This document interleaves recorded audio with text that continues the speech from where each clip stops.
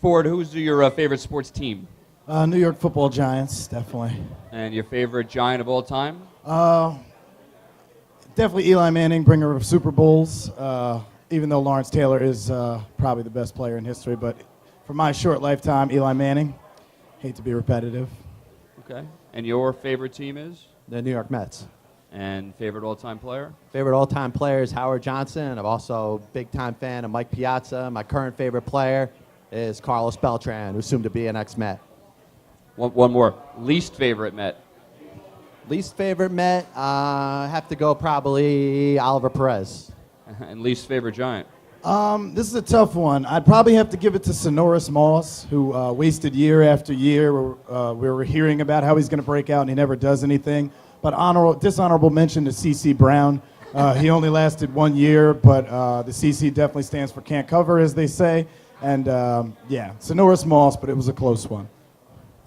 So back when you guys were in school, you probably had to write book reports. Mm-hmm. Did either of you ever pick a sports book to write a book report about? And tell me a little bit about the book that you did write about, if you did. And if not, I'll ask you another question. I did let's see, I actually didn't do a book report, but I had to write a story about a certain moment, and I did it about my first baseball game I ever went to. And it turned out it was like a real, rainy day. The weather looked horrible. And for weeks and weeks, I was just excited about, the opportunity to go to my first baseball game. My parents were taking me and everything. And, I was worried that their game was going to get rained out. We weren't going to be able to go. So, it turns out, we got there. The sun came up. They ended up playing the game. Not only that, but the Mets had a walk-off win in the bottom of the ninth inning. So it turned out to be just like a great, great moment that I really got to experience. And actually, I ended up writing about it. I think this was in fifth grade. So you're talking about 1989, 1990. And I think it was Howard Johnson who tied the game with a home run. And then I think a pinch hit double by Barry Lyons won it in the ninth inning. And, I wrote about it in class. And I ended up getting an A. Actually, yes. Excuse me. In about third, fourth grade, I wrote a report about the Jordan Rules by Sam Smith. It's an inside account of the 1991 Chicago Bulls. It was really an eye-opening book for me based on it was really the first time I'd ever heard anything negative about Michael Jordan, or besides the fact that he's just the greatest. It really shed light on what made him the greatest player was also what made him probably not the best person or teammate at times. It was just that he was a ruthless competitor. And as a young kid reading that book, I mean, just hearing the profanity in general got me excited. But the inside account, it just made me want to get more into sports books. And I realized that was the best way to really get things besides trite cliches and interviews. And yeah, 1991, Jordan Rules, one of my favorites. Who got you guys interested in sports? I mean, my whole family. I have my generation is mostly males, lots of older cousins, uncles. And as far back as I can remember, there was always just a bunch of guys yelling and really excited. And when I was a kid and I didn't really understand it, I just knew that I really wanted to find out what was so interesting, what was getting people so riled up. So definitely my older cousins and my uncles. All right. And you, John? Yeah, for me, it was mostly my parents. They got me into, soccer, baseball, football, and everything. But what really kept my interest was stats. I've become such a big stat guy. I like to keep track of every single thing. I kept track of every baseball game I've ever gone to. And it's just the numbers and just everything that fascinates me about sports. It's all about the numbers and the probabilities and stuff like that. So that's really maintained my interest for all these years. And for either one of you, a favorite athlete? I told you before, my favorite baseball player was Howard Johnson. And I just love the way he kind of quietly carried himself. He wasn't really about, trying to be the best, but he put up, consistent numbers from, about 87 to about 91. And his consistency is something that I really followed. In football, I was a big Warren Moon fan. I watched, the run and shoot, Houston Oilers teams with Jack Pardee. And just his ability to throw the ball pretty much wherever he wanted to. He had all those receivers.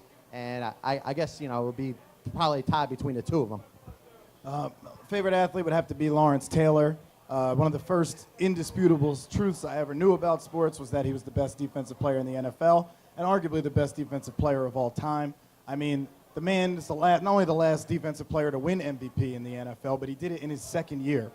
He revolutionized the position. He's the reason why guys like Jonathan Ogden and other left tackles make so much money, because we realize that you have to protect the quarterback. So unquestionably, the great LT, the real LT, not LaDainian Tomlinson. All right, thank you very much. Time for the monologue phase, and Fred, you are up first. All right. Go for it. 2 minutes on the clock. You're up. All right, good afternoon, sports fans. And what I'm here to talk to you about today is a playoff system for college football. Now, any logical, rational fan would agree that a playoff system is the only fair way to determine a champion. So I'm not going to waste time talking about whether or not we need a playoff. We need one badly. We need one almost as badly as we need to, to trim this national deficit. So the question becomes, what system should we have? And I submit that we should use the 16-team format that the FCS division, formerly Division I AA, has used successfully for years. All right, there are 11 conferences in Division 1A football. I submit that all 11 conference winners should automatically make this 16-team field, along with 5 at-large berths.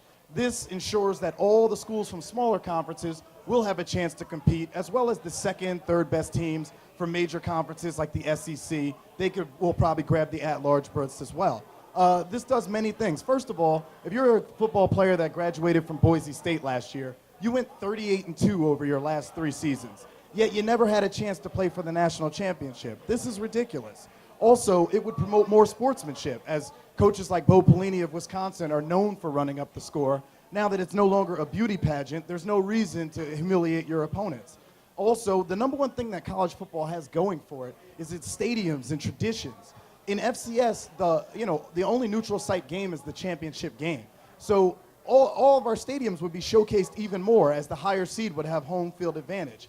Finally, most schools lose money on bowl games, as they have to foot the bill for transportation and things like that. Now, this is no longer the case. As Jim Morrow, proponents of the current system like to say, they have the best regular seasons in sports, but it doesn't make up for the fact that they have the worst postseason.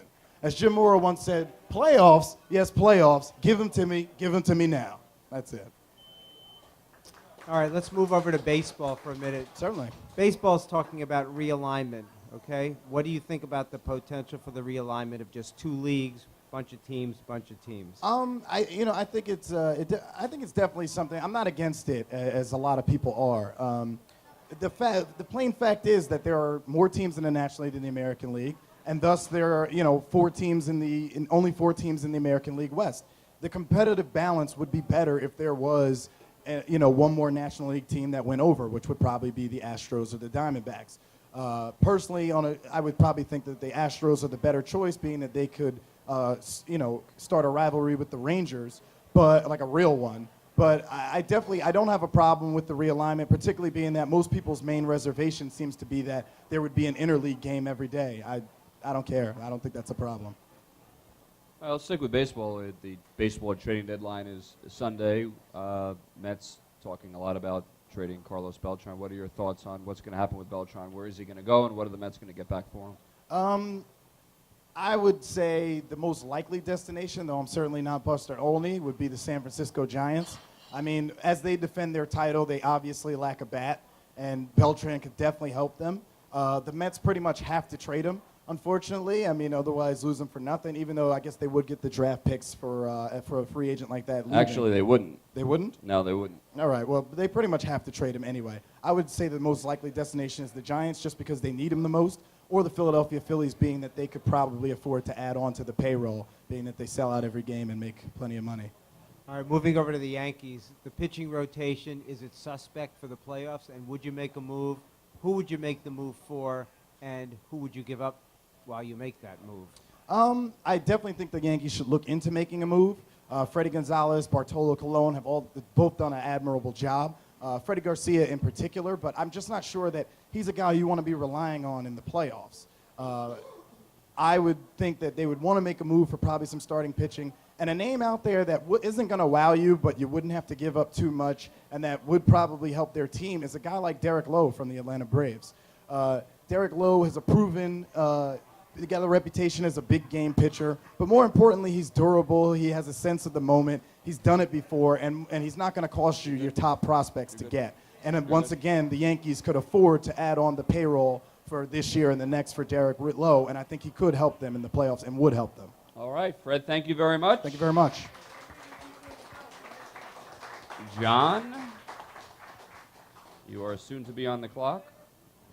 You're on the clock.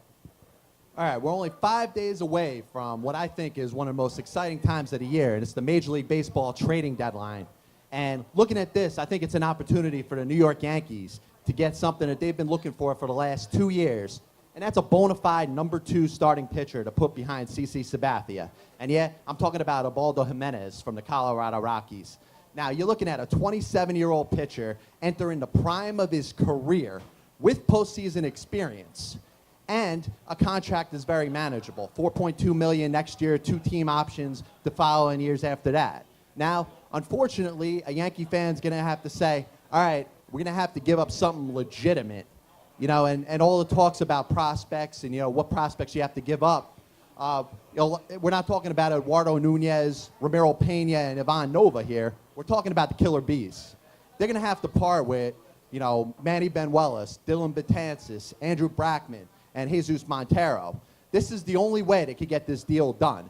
If not, why did the Colorado Rockies have any interest in doing this? They have a player under control for a long time.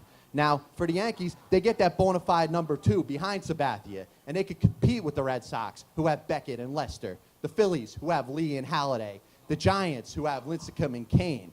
If not, the Yankees got to go back to what they have in a rotation. They got CC and a bunch of, we don't know, with Burnett and Colon and Garcia and Hughes. We don't really know what's going to happen with these guys. So you got Sabathia pitching games 1, 4, and 7, and you're pretty much throwing the dice in the other games.